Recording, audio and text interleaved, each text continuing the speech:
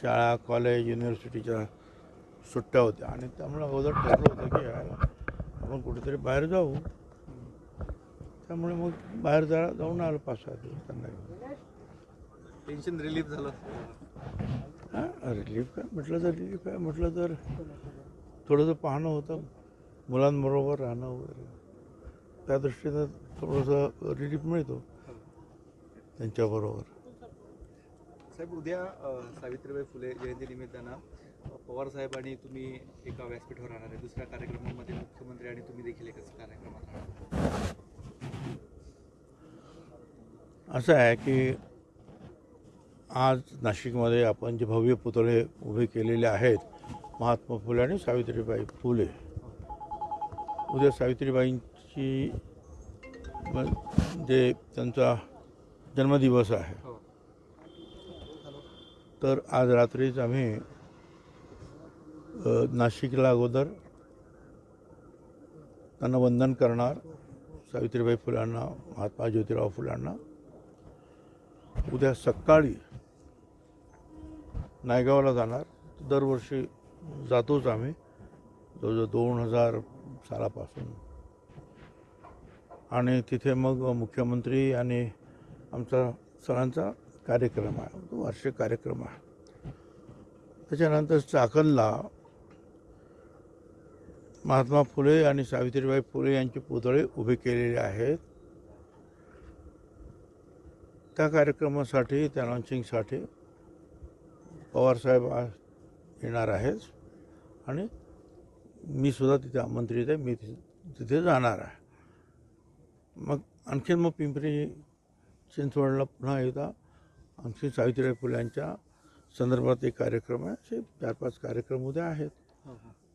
त्यासाठी मग जाणार. काही राजकीय चर्चा वगैरे? तुम्ही परदेशात असताना काही राजकीय नेत्यांचे फोन वगैरे तुम्हाला आले होते का पुन्हा मनधरणीसाठी? कारण तुमच्या नाराजीचंच नाट्य तुम्ही जाईपर्यंत सुरू होतं. असं आहे, मला कुणाचेही फोन वगैरे आले नाही. आले तरी मी काही तुम्हाला सांगू शकणार नाही. परंतु मी पूर्णपणे जे आहे थोडा वेळ राजकारणातून डोकं जरा बाजूला काढलेलं होतं. आणि बाकी काय राजकारण, काय आयुष्यभर राजकारण करतोच आहे. 67 सालापासून, 66-67 पासून. तर ठीक आहे ना, थोडा वेळ त्या राजकीय डोक्याला आरामसुद्धा द्यावा लागतो. देवेंद्र फडणवीसांनी तुम्हाला काही शब्द दिला होता, तिकडनं आल्यानंतर आपण पुन्हा तुमची जे मंत्रिपद असेल किंवा तुमचा सन्मानाचा जो मला आहे, त्यांनी मंत्रिपद वगैरे काय बोललं नाही, की ठीक आहे 7-8-10 दिवस थांबा, आपण नंतर चर्चा करू, एवढंच ते म्हणालेले आहेत. ते काही मला मंत्री करणार किंवा आणखीन काय करणार असं काहीही म्हणालेले नाहीत. आणि मी तसं तुम्हाला कधी सांगितलेलं नाही.